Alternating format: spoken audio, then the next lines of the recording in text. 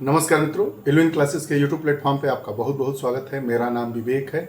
जैसा कि उत्तर प्रदेश लोक सेवा आयोग की वेबसाइट पर अब यह निश्चित हो गया है कि पीसीएस प्री की परीक्षा 7 और 8 दिसंबर को होगी और आरओ एआरओ की परीक्षा भी 22 दिसंबर को जो तय तिथि थी उसके अकॉर्डिंग संपन्न करा ली जाएगी। तो हमें अपनी पढ़ाई को थोड़ा धार देना चाहिए।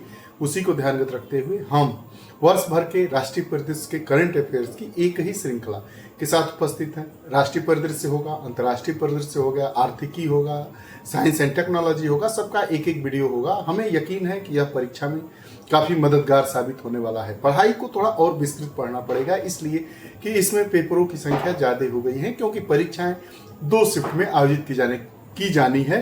तो जो पहले एक पेपर 150 प्रश्न बनाए जाने थे, अब प्रश्न बनाए जाएंगे 300। तो विविधता पूर्वक थोड़ा सा डिटेल पढ़ना जरूरी हो जाता है।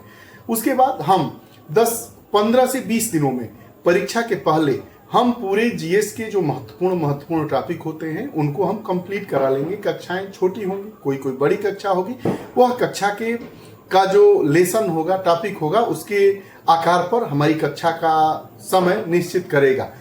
बहरहाल इस वीडियो सेशन को प्रारंभ करने के पहले अगर आप हमारे चैनल इलेवन क्लासेस से नहीं जुड़े हैं तो कृपया चैनल को सब्सक्राइब करिए, बेल आइकन का बटन दबाइए ताकि जो भी वीडियोस आए उसका नोटिफिकेशन आपके पास पहुंचे और आप उसका लाभ उठा सके। आइए वीडियो के टाइटल को समझते हुए हम आगे इसमें पढ़ते हैं। यूपी पीसीएस आरएस बीपीएससी राष्ट्रीय घटनाक्रम 2023-24 की बात आइए बात करते हैं राष्ट्रीय घटनाक्रम 2023-24 का मतलब जो 2023 से 2024 तक, मतलब जब परीक्षा का नोटिफिकेशन आया था उसके 1 महीने पहले से जब से प्रश्न कब से करंट अफेयर्स का पूछा जाता है। वैसे तो परीक्षा में यह नहीं निश्चित है कि कब से प्रश्न पूछे जाते हैं, लेकिन यह देखा जाता है कि जिस वर्ष नोटिफिकेशन आया है उस वर्ष से लेकर जब तक परीक्षा होने वाली है उतने तक के बीच का ही घटनाक्रम पूछा जाता है। करंट अफेयर्स वाले इशू में हम बात कर रहे हैं। तो आइए शुरू करते हैं, देखते हैं। जहां कहीं होगा आप नोट डाउन भी कर सकते हैं। यह है पूरा हमारा सेशन, एक बार देख लीजिए, नोट डाउन कर लीजिएगा। आइए अब एक एक करके हम बात करते हैं।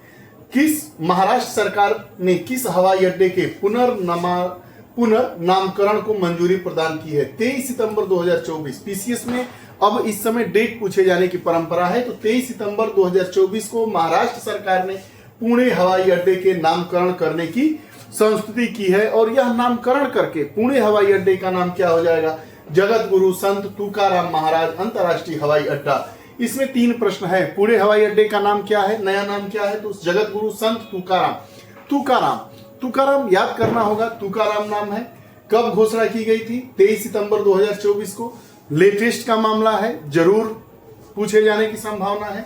अगला जो हमारा प्रश्न है, 6वें राज्य खाद्य सुरक्षा सूचकांक 2023-24 में शीर्ष 4 स्थान प्राप्त करता राज्य केंद्र शासित प्रदेश कौन है? मतलब जो राज्य खाद्य सुरक्षा सूचकांक पेश किया जाता है, यह चौथा है जो 2023-24 में पेश किया गया, ये 6ठा है। तो इसमें कौन कौन से प्रथम राज्य है? केरल, तमिलनाडु, जम्मू कश्मीर और गुजरात। और अगर यही बात पूछ लेगा कि प्रथम केंद्र शासित प्रदेश कौन सा है, तो जम्मू कश्मीर हो जाएगा। अगर केंद्र शासित की बात करें तो जम्मू कश्मीर और राज्य की बात करें तो केरल। अब ऐसे ओवरऑल राज्य और केंद्र शासित का क्रम मिलाने को आ जाए तो केरल, उसके बाद तमिलनाडु, जम्मू कश्मीर, उसके बाद गुजरात का चौथे नंबर पर नाम आता है। केंद्र सरकार ने किस केंद्र शासित प्रदेश की राजधानी का पुनर्नामकरण करने का निर्णय लिया है? या 13 सितंबर 2024 को अंडमान एवं निकोबार द्वीप समूह जो राजधानी है इसका नाम नया रख दिया गया है। क्या नाम नया रखा गया है इसको आप बताएंगे। अंडमान एवं निकोबार द्वीप समूह की राजधानी का नाम क्या है? Port Blair. अब देखिए, जो यह इसकी राजधानी है उसका नया नाम क्या रखा गया है? पहले अंडमान एवं निकोबार की राजधानी क्या थी? Port Blair. अब पोर्ट ब्लेयर का ही नाम श्री विजयपुरम रख दिया गया है, श्री विजयपुरम रखा गया है। याद रखिएगा, पोर्ट ब्लेयर जो अंडमान निकोबार की राजधानी थी उसका नया नाम श्री विजयपुरम हो गया है। अगले टॉपिक की तरफ आते हैं। दूसरा अंतर्राष्ट्रीय बौद्ध मीडिया सम्मेलन कहाँ आयोजित किया गया था?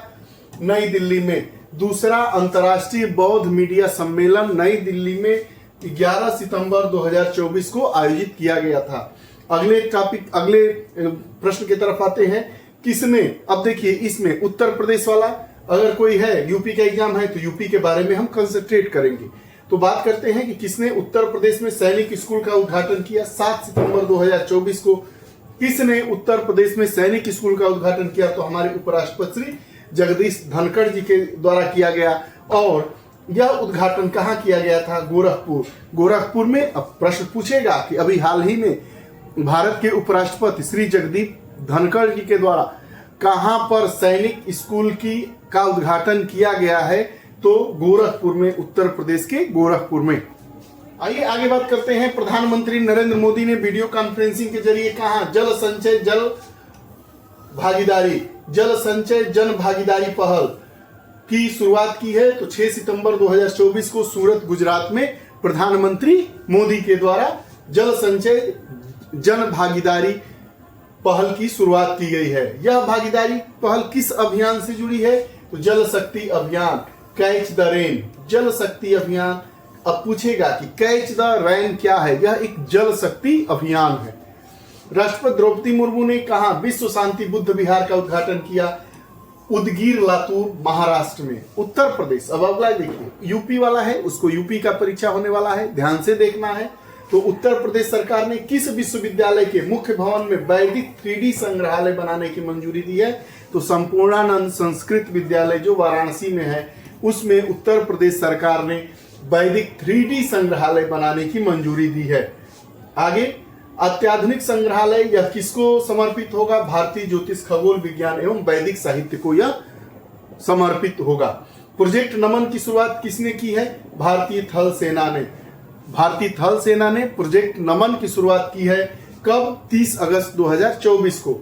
अब जो प्रोजेक्ट नमन है, इसके तहत क्या की जाएगी? तो इसके तहत किसको सहायता एवं सेवाएं प्रदान की जाएगी? रक्षा पेंशन भोगियों, भूतपूर्व सैनिकों और उनके परिवारीजन को इसके तहत सहायता एवं सेवाएं दी जाएगी। प्रोजेक्ट जो नमन है वह किस प्रणाली के कार्यान्वयन पर केंद्रित है? स्पर्श प्रणाली। अब स्पर्श प्रणाली का पूरा नाम क्या है? तो स्पर्श प्रणाली का पूरा नाम system for pension administration Raksha, digital pension प्रणाली इसका नाम है। प्रश्न पूछेगा कि स्पर्श प्रणाली क्या है?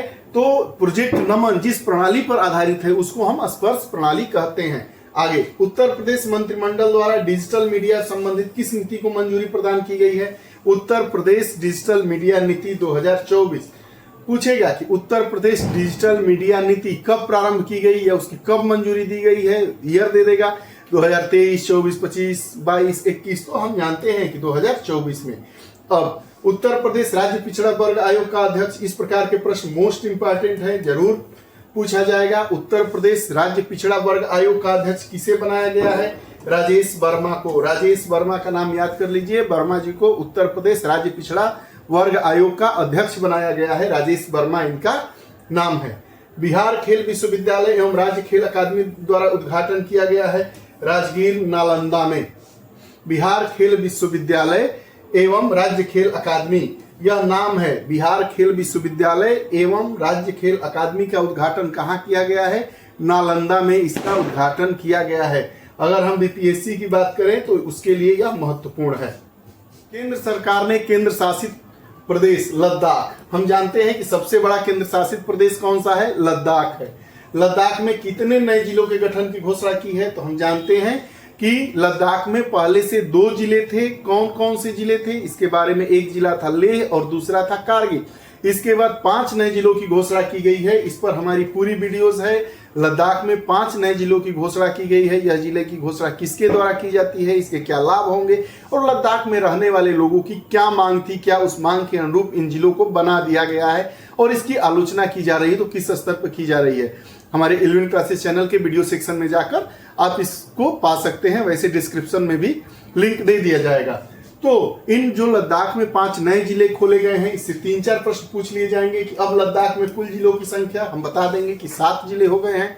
पहले से 2 जिले थे, लेह और कारगिल, और 5 नए जिले जास्कर, द्रास, साम, नुब्रा और चांगथांग को नया जिला बनाया जाएगा। आगे यूपी स्पेशल से इसको जोड़कर देख सकते हैं। बनारस हिंदू विश्वविद्यालय और किस अकादमी ने नेपाली भाषा और संस्कृत अध्ययन के लिए समझौता किया है? तो किस अकादमी? नेपाली भाषा आ गया तो नेपाल अकादमी इसमें हम जोड़ देंगे। आगे, पीएम मोदी की अध्यक्षता में केंद्रीय मंत्रिमंडल ने किस योजना को मंजूरी दी थी? प्रधानमंत्री आवास योजना शहरी 2.0, PMAYU 2.0 का पूरा नाम अगर पूछेगा तो प्रधानमंत्री आवास योजना अर्बन, अर्बन मतलब शहरी, रूरल मतलब ग्रामीण।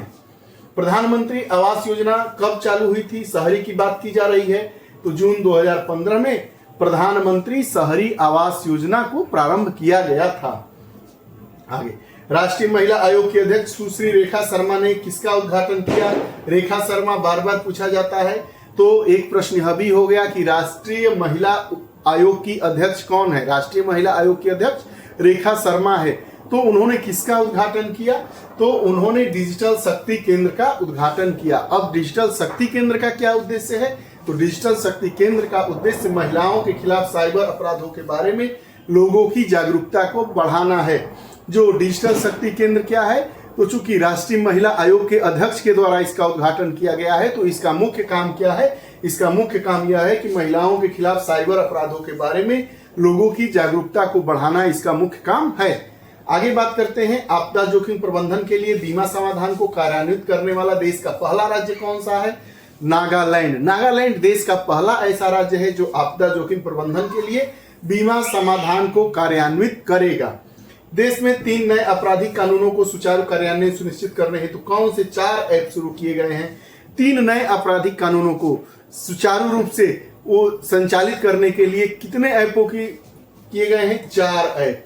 कौन कौन से ऐप है, ई साक्ष्य, न्याय सेतु, न्याय श्रुति और ई समन। और समझिए 3 नए आपराधिक कानूनों को के सुचारू कार्यान्वयन के लिए 4 ऐप, उन चारों ऐप का नाम दे देगा या 3 ऐप का देगा, एक दूसरा रहेगा तो बताएगा कि इनमें से वो कौन सा ऐप नहीं है। तो चारों ऐप का नाम याद करेंगे। ई साक्ष्य एक ऐप है, न्याय सेतु, न्याय श्रुति और ई समन। ई साक्ष्य, ई समन, न्याय सेतु, न्याय श्रुति, बस 4 याद कर लेना है। उसके बाद यूपीसी के लिए आ गया, उत्तर प्रदेश के गोरखपुर से लेकर पश्चिम बंगाल तक 519 किलोमीटर लंबा कौन सा एक्सप्रेसवे बनाया जाएगा, गोरखपुर सिलीगुड़ी एक्सप्रेसवे।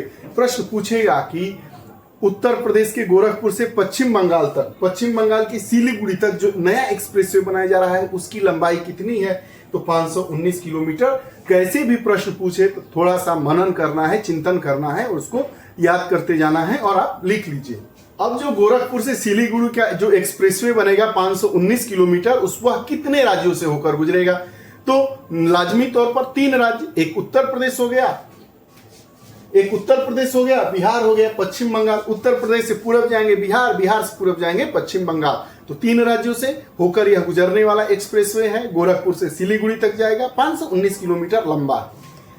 भारत की पहली भूतापीय विद्युत योजना का निर्माण कहां प्रारंभ किया गया है, पूगा घाटी लद्दाख में। बहुत इंपॉर्टेंट प्रश्न है, मोस्ट इंपॉर्टेंट।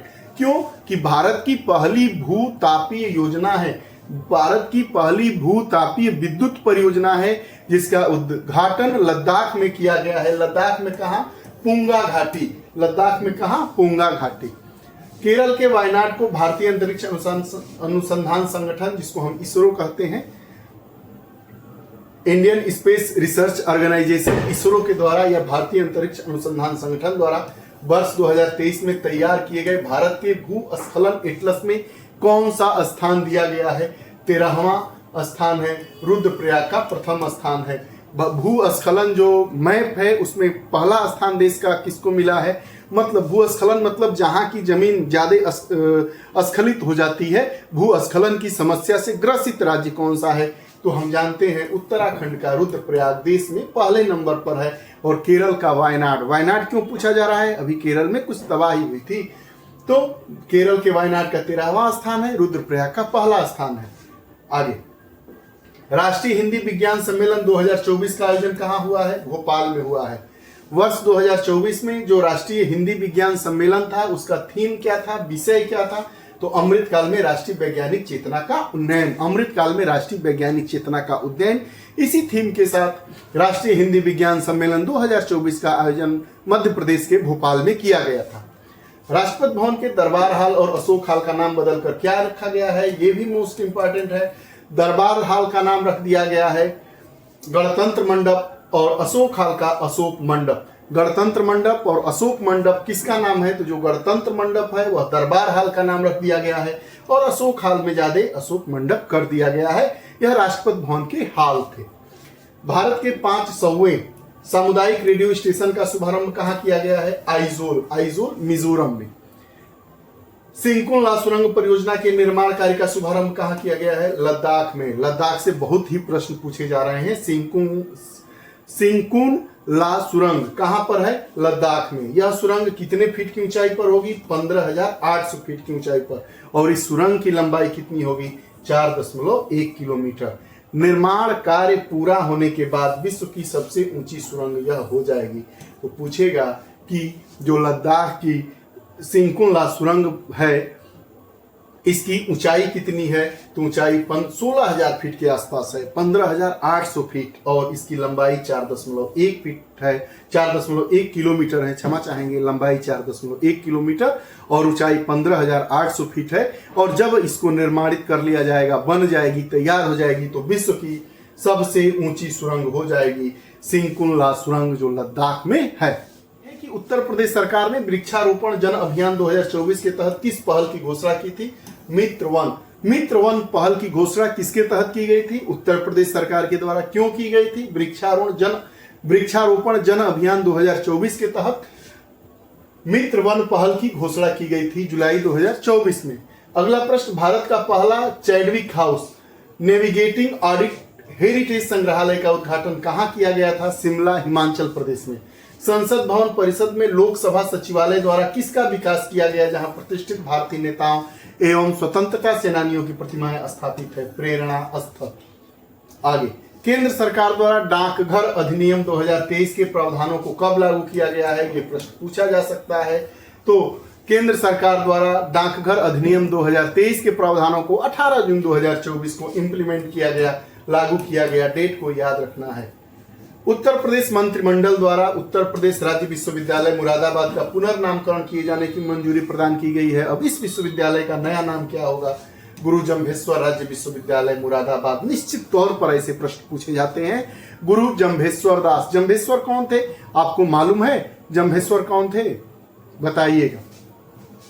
जम्भेश्वर राज्य विश्वविद्यालय जो बिश्नोई समाज है उसके गुरु होते हैं, उनका नाम जम्भेश्वर महाराज है। जम्भेश्वर महाराज बिश्नोई चर्चा में है। तो बिश्नोई समाज के जो गुरु होते हैं, गुरु थे, उनको जम्भेश्वर उनका नाम था।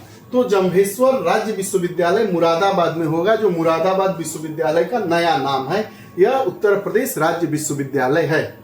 18वीं लोकसभा का प्रोटम स्पीकर ये ऐसे भर्तृहरि महताब को बनाया गया है। 18वीं लोकसभा का प्रोटम स्पीकर किसको बनाया गया है? भर्तृहरि महताब को बनाया गया है। किस राज्य केंद्र शासित प्रदेश ने उल्लास नव भारत साक्षरता कार्यक्रम के तहत पूर्ण कार्यक्रम साक्षरता हासिल की? लद्दाख में। लद्दाख का नाम बहुत चर्चा में है, निश्चित ही लद्दाख वाला लद्दाख लिख लीजिएगा और नीचे इससे रिलेटेड जितने आपके प्रश्न होंगे, जितने उससे जुड़ी जानकारियां होंगी, उनको निश्चित आप लिखिएगा। उत्तर प्रदेश में पर्यावरण सुरक्षा के मद्देनजर बायोप्लास्टिक पार्क कहाँ निर्मित किया जाएगा? कुंभी गांव, लखीमपुर खीरी। कुंभी गांव कहाँ है? लखीमपुर खीरी में। यहाँ क्या होने जा रहा है? पर्यावरण सुरक्षा के मद्देनजर बायोप्लास्टिक पार्क यहाँ पर निर्मित किया जाएगा। आगे बात करते हैं, विश्व का पहला ओम आकार मंदिर कहाँ है? निर्मित किया गया है पाली, राजस्थान में। ओम के आकार का यह मंदिर है पाली, राजस्थान में। वर्ष 2024 में किस सत्याग्रह के 100 वर्ष पूरे हुए? बायकोम सत्याग्रह। तो बायकोम सत्याग्रह से जो संबंधित बातें होंगी उसको नोट डाउन कर लेना चाहिए।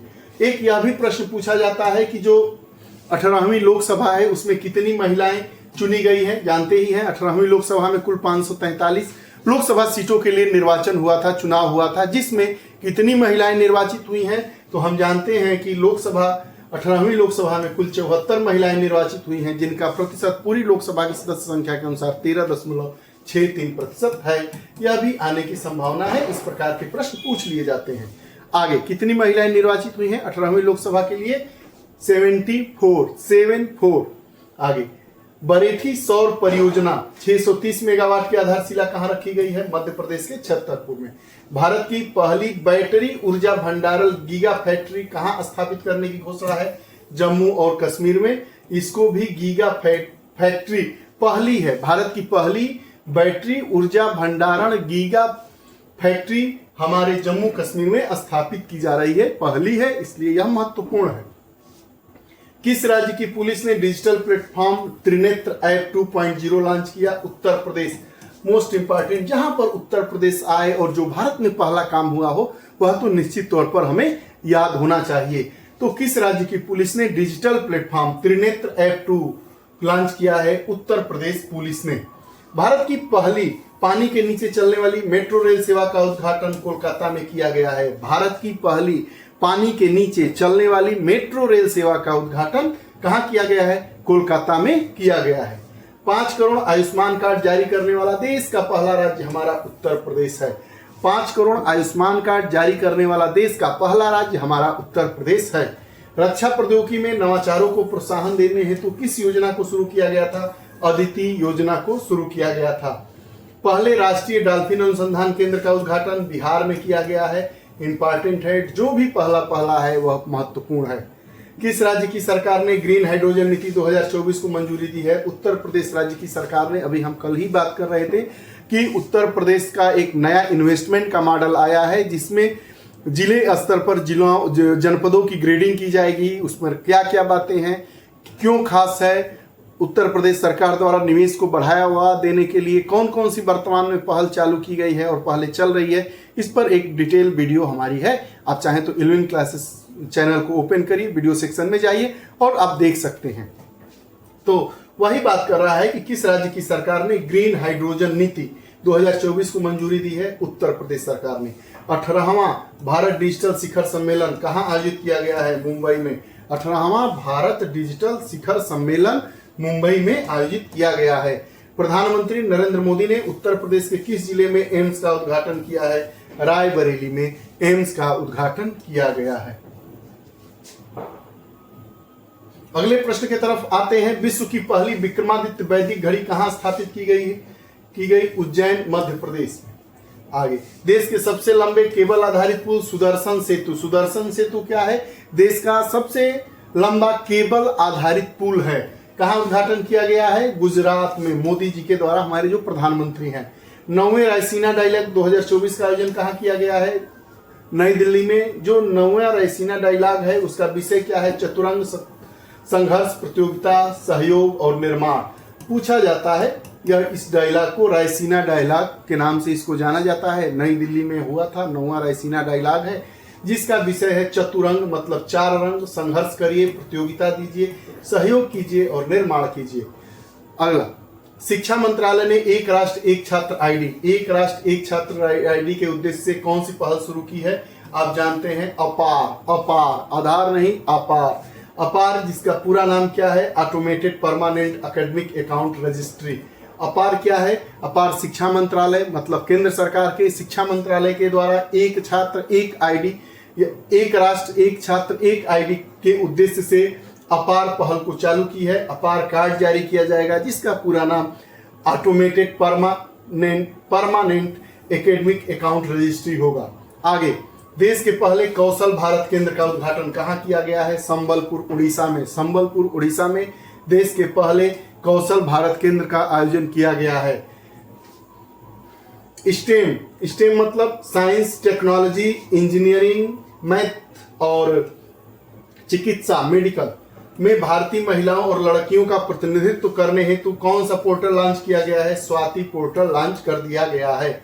लोकपाल के अध्यक्ष के रूप में किसे नियुक्त किया गया है? अजय माणिकराव खानविलकर। अजय माणिकलाल खानविलकर को लोकपाल के अध्यक्ष के रूप में नामित किया गया है, नियुक्त किया गया है। प्रधानमंत्री मोदी ने उत्तर प्रदेश में किस मंदिर का शिलान्यास किया है? श्री कल्की धाम मंदिर। 19 फरवरी 2024 को प्रधानमंत्री नरेंद्र मोदी ने कल्की धाम मंदिर का उद्घाटन उत्तर प्रदेश में किया। कल्की धाम मंदिर है, यह संभल जिले में है। आगे, किसे असम का राज्यफल घोषित किया गया है? काजी नेमू, साइट्रस लीमन। इंपॉर्टेंट है। 75वें गणतंत्र दिवस के 2 विषय क्या थे? विकसित भारत और भारत लोकतंत्र की मातृका। विकसित भारत और भारत लोकतंत्र की मातृका मतलब जननी। यही हमारा जो 75वां गणतंत्र दिवस का थीम था। 75वें गणतंत्र दिवस के मुख्य अतिथि कौन थे? इमैनुअल मैक्रों, फ्रांस के राष्ट्रपति थे। 75वें गणतंत्र दिवस परेड के लिए सर्वश्रेष्ठ झांकी का अवार्ड किसको दिया गया था? ओडिशा राज्य को दिया गया था। ओडिशा की झांकी किस थीम पर आधारित थी? विकसित भारत में महिला सशक्तिकरण। विकसित भारत में महिला सशक्तिकरण थीम पर आधारित जो झांकी थी उड़ीसा सरकार के द्वारा उड़ीसा राज्य की, उसको 75वें गणतंत्र दिवस पर प्रथम झांकी के रूप में उसको अवार्डित किया गया है। राज्य स्टार्टअप रैंकिंग 2022 में 1 करोड़ से अधिक जनसंख्या वाले राज्यों में सर्वश्रेष्ठ प्रदर्शनकर्ता कौन है? बात करते हैं, पहला गुजरात है। श्रेणी ए राज्यों में नेतृत्वकर्ता किसे घोषित किया गया है? आंध्र प्रदेश और उत्तर प्रदेश का इसमें चौथा स्थान है, 4th। वाइब्रेंट गुजरात वैश्विक शिखर सम्मेलन का आयोजन कब किया गया था? 10-12 से 12 जनवरी 2024 को। वर्ष 2024 में यह कौन सा संस्करण था? 10वां संस्करण था। ये रहा वर्ष 2023 से 24 तक के, अभी तक सितंबर लास्ट तक के जितने करेंट अफेयर्स के महत्वपूर्ण परीक्षा उपयोगी वन लाइनर्स थे, उसके बारे में जहां आवश्यकता हुई, जैसे कल की मंदिर कहाँ हुआ, इस प्रकार के जो जहां आवश्यकता महसूस की गई है उसके बारे में 2-3 लाइन और बताया गया है। निश्चित तौर पर मुझे उम्मीद है कि यह आपको कक्षा बहुत ही पसंद आई होगी। ऐसी ही कक्षाओं के साथ हम प्रतिदिन उपस्थित होते रहते हैं, उपस्थित होते भी हैं। आपको हमारा सेशन कैसा लगता है कमेंट बॉक्स में ज़रूर बताइएगा। अगर आप हमारे चैनल इल्विन क्लासेस को सब्सक्राइब नहीं किए हैं तो कृपया चैनल को सब्सक्राइब करिए, शेयर करिए अपने मित्रों तक, परिवारीजनों तक, लाइक करिए और बेल आइकन का बटन दबाइए ताकि जो भी वीडियोस आए उसका नोटिफिकेशन आप तक पहुंचे और आप उसका लाभ उठा सके। बहुत बहुत धन्यवाद।